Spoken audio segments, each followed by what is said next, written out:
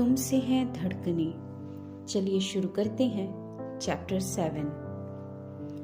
रात खत्म होके अब धीरे धीरे दिन निकलने लगा था। वहीं धड़कन जो अब तक बेहोश थी अब एकदम से ही चिल्लाते हुए उठी और उसके मुंह से एकदम से ही सिर्फ एक नाम निकला, रुद्रांश जी। ये कहते हुए वो गहरी गहरी सांसें ले रही थी। उसके चेहरे पर पसीने की बूंदें थी। कुछ सेकंड तक उसे समझ में ही नहीं आया कि ये सब हकीकत है या उसका कोई सपना। उसकी आंखों के सामने वही मंजर चल रहा था जहां रुद्रांश के सिर पर चोट लगी थी और उसके खून के छींटे धड़कन के चेहरे पर आकर लगे थे। खुद से बात करते हुए उसकी सांसें उसकी हलक में अटक गई। उसकी आंखों से आंसुओं की लहरें शुरू हो गई। वो जल्दी से बेड से उठी और खुद से बोली, हमें हमारे रुद्रांश जी के पास जाना है, वो ठीक तो होंगे ना। ये कहते हुए वो बाहर की तरफ भागने लगी, पर तभी उसके कदम रुक गए। गेट पर उसकी माँ अंदर की तरफ आ रही थी। अपनी बेटी को उठा हुआ देखकर उसकी तरफ देखते हुए बोली, कहाँ जा रही है। अब तक जो धड़कन अपनी माँ से विनती कर रही थी अब उसकी आंखों में गुस्सा आने लग गया था। उसकी आंखों के आगे बस रुद्रांश का चेहरा घूम रहा था। रुद्रांश का वो खून से लथपथ चेहरा जिससे उसकी आंखें रोने की वजह से खून से लाल हो गई थी। इसके साथ उसके पूरे चेहरे पर गुस्सा भी था। वो अपनी माँ की तरफ देखते हुए बोली, ये सब कुछ आपकी वजह से हुआ है। काश आपने हमसे झूठा विश्वास नहीं दिलाया होता। आपने अपनी बेटी की जिंदगी खराब कर दी। हमारी तो की ही, हमसे किसी और की भी करवा दी। और अब आप हमें नहीं रोक सकती हैं। अगर अब किसी ने भी हमें रोकने की कोशिश की तो हम अपनी जान दे देंगे, पर हम अपने रुद्रांश जी के पास जाकर रहेंगे। हम भी देखते हैं हमें कौन रोकता है। ये कहते हुए उसने उस छोटे से जग में जो किचन बना हुआ था उसके अंदर से चाकू उठा लिया और अपनी कलाई पर रख ली। ये देखकर उसकी माँ उसके पास आने लगी। वो चाकू लिए ही बोली, मेरे पास मत आना, मुझे मेरे रुद्रांश जी के पास जाना है। उसकी माँ जो गेट पर से हटकर उसके पास आ चुकी थी वो आगे की तरफ बढ़ते हुए गुस्से से बोली, तू पागल हो गई है, हटा इसे। तू कुछ भी कर ले पर तू इस जगह से नहीं जा सकती। मेरी बात को समझ और सच्चाई को अपना ले। वहीं धड़कन जिसने अपने हाथों पर बहुत गहराई से चाकू को गड़ा रखा था उसकी कलाई से खून आने शुरू हो चुका था। इस वक्त उसे किसी भी कीमत पर सिर्फ अपने रुद्रांश के पास जाना था। उसकी सांसें बहुत भारी चल रही थी। वहीं उसके हाथों से हल्का सा खून निकलते हुए देखकर उसकी माँ एक झटके में जल्दी से उसे पकड़ने के लिए आगे बढ़ती है, लेकिन धड़कन ने उन्हें एकदम से धक्का दिया और चिल्लाते हुए बोली, हमें हाथ मत लगाइए, हमें नहीं चाहिए आप जैसी माँ। ये कहते हुए वो जैसे ही पलटकर वहां से भागने की हुई तभी उसके पैर थम गए। गेट पर कोई खड़ा था जिसे देखकर धड़कन की माँ और धड़कन एक दूसरे को देखने लगी। फिर धड़कन की माँ उन्हें देखते हुए पूछी, आप कौन। वह इस इंसान की नजर जो धड़कन पर थी वो अब उसकी कलाई पर आई जिसके हाथ में अभी भी चाकू था। धड़कन वो चाकू पकड़े हुए ही उनकी साइड से जाने को हुई तभी उसके गाल पर एक थप्पड़ लगा जिससे धड़कन के हाथ से चाकू छूटकर नीचे गिर गया और वो हैरानी से जिन्होंने थप्पड़ मारा था उनकी तरफ देखने लगी। उसे कुछ भी समझ नहीं आ रहा था। तभी उस इंसान ने कुछ कहा जिसे सुनकर धड़कन बिल्कुल किसी जिंदा लाश की तरह अपनी जगह पर जमी सी खड़ी रह गई और एकटक सिर्फ उस इंसान को देखने लगी। जैसे जैसे वो इंसान बोल रहा था धड़कन की आंखों से आंसू बरस रहे थे। उसके लफ्ज, उसका शरीर किसी जिंदा लाश की तरह हो चुका था। वो बस आंसू भरी आंखों से उस इंसान की बातें सुन रही थी। अपनी बात कहकर वो इंसान वहां से चला गया। वहीं उसके जाते ही धड़कन जो बिल्कुल चुपचाप सी खड़ी थी, उसकी माँ भी अपनी बेटी की तरफ देख रही थी कि अब उसकी बेटी क्या करेगी। तभी धड़कन ने अपने कदम बाहर की तरफ बढ़ा लिए। ये देखकर रूपमती जी भी उसके साथ साथ चलने लगी। उन्हें नहीं पता था कि अब उनकी बेटी क्या फैसला लेगी। तभी वो खुद भी हैरान हो गई। धड़कन ने अपनी कदम उस ओर बढ़ा दिए हैं जहां जाने के लिए वो अब तक मना कर रही थी। वो खामोशी से अपने कदम उस तरफ बढ़ा रही थी।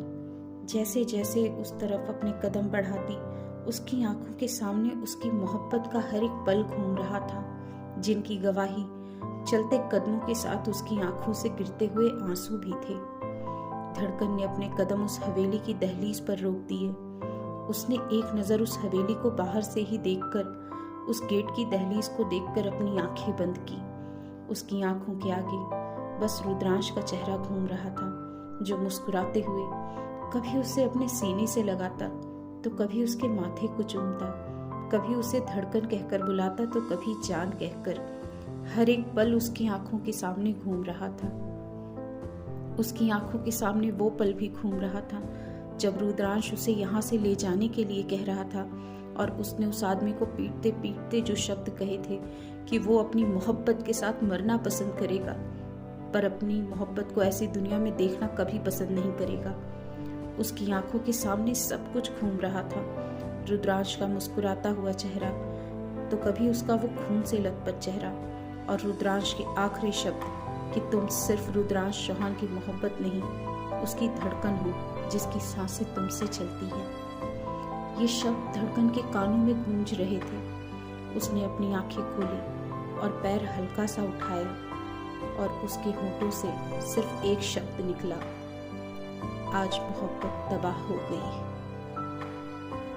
ये कहते हुए उसने अपना कदम अंदर हवेली में रख दिया। वहीं उसके कदम रखते ही हॉस्पिटल की बेड पर जो रुद्रांश अब तक बेहोश पड़ा हुआ था, वो एकदम से चिल्लाकर उठा, धड़कन। रुद्रांश गहरी सांसें ले रहा था। उसे चारों तरफ हॉस्पिटल में देखा। हॉस्पिटल में खुद को पाकर उसकी आंखें बड़ी हो गई। उसने जल्दी से अपने हाथों से खींचकर ड्रॉप निकाली। खुद को देखकर कपड़ों पर देखा, चारों तरफ नजर घुमाई। उसने कल के कपड़े वही एक छोटी सी चेयर पर रखे हुए थे। कपड़े लिए और उन्हें पहनकर वो जैसे ही बाहर जाने लगा, और बाहर जाते हुए भी वो सिर्फ एक ही चीज को पुकारे जा रहा था, धड़कन। धड़कन कहाँ है? वो अभी भी वहीं होगी। मैं यहाँ कैसे आया? उसे मेरी जरूरत है। पता नहीं मैं कहाँ से यहाँ आ चुका हूँ। मेरी जान के साथ वो लोग क्या कर रहे होंगे? ये कहते हुए वो जल्दी जल्दी हॉस्पिटल से बाहर निकल गया। उसका सिर अभी भी भारी हो रहा था, पर वो बिना अपनी परवाह किए बस जल्द से जल्द वहां से निकलना चाह रहा था। वहीं उसका दोस्त जो हॉस्पिटल के अंदर आ रहा था, अपने दोस्त को ऐसे जाते देखकर रोकते हुए बोला, कहाँ जा रहा है? अपनी हालत देख, चल वापस रूम में। रुद्रांश उसकी बात बीच में काटते हुए बोला, मुझे धड़कन के पास जाना है, मैं ठीक हूँ, मुझे कुछ नहीं हुआ। ये कहते हुए उसने राहुल की भी एक नहीं सुनी और जल्दी जल्दी बाहर जाने लगा। राहुल उसके पीछे से चलते हुए बोला, फिर से उस गली में क्यों जा रहा है? वो लोग उसे नहीं आने देंगे, समझ मेरी बात को और भूल जा उसे। उसने कहा ही था कि रुद्रांश उसकी तरफ गुस्से से देखते हुए बोला, राहुल, दोस्त है तो दोस्त की तरह रह, उतना ही बोल जितना मैं तेरी दोस्ती की कदर कर सकूं। मेरी जान के खिलाफ एक शब्द मत बोलना। ये कहते हुए वो जल्दी से पार्किंग एरिया में आया और अपनी बाइक की चाबी ढूंढने लगा। वो बाइक की चाबी ढूंढ रहा था तो वहीं राहुल खुद से बोला, आंटी आती होंगी और ये फिर से जा रहा है, क्या कहूंगा मैं उनसे? ये सोचते हुए वो भी रुद्रांश के पीछे आया। उसे देखकर रुद्रांश जल्दी से बोला, बाइक की चाबी दे। वो इस वक्त कुछ ज्यादा ही बेचैन हो रहा था। राहुल ने कुछ नहीं कहा, बस उसको देखता रहा। रुद्रांश एक बार फिर से चीखते हुए बोला, बाइक की चाबी दे मुझे। राहुल धीरे से बोला, वो आंटी आती होंगी और वो तुझे फिर से नहीं देखेंगी तो। रुद्रांश उसकी बीच में ही बात काटते हुए बोला, मॉम को तो मैं आके भी समझा लूंगा, पर उसके बिना मुझे सांस भी नहीं आ रही है। प्लीज मुझे धड़कन के पास जाने दे यार। अपने दोस्त को ऐसे देखकर राहुल ने खुद ही बाइक स्टार्ट कर दी और बोला, चल बैठ जा। रुद्रांश जल्दी से बैठा और वो दोनों वहां से निकल गए। वहीं दूसरी तरफ उस कोठी की हवेली के एक रूम में धड़कन खामोशी से आईने के सामने बैठी हुई थी। उसने वाइट कलर का लहंगा पहना हुआ था। आज वो भी पूरी तरह से गहनों से लदी हुई थी। उसके हाथों में आलता लगा हुआ था। वो एकटक आईने में खुद को ही देख रही थी। उसकी नीली आंखें बिल्कुल शांत, बिल्कुल अपने चेहरे पर जमी हुई, पर उसके ख्यालों में सिर्फ एक ही चेहरा घूम रहा था, उसके रुद्रांश का। वहीं कोने पर खड़ी होकर उसकी फ्रेंड रंजन चुपचाप से उसे देख रही थी, जिसने उसे तैयार किया था।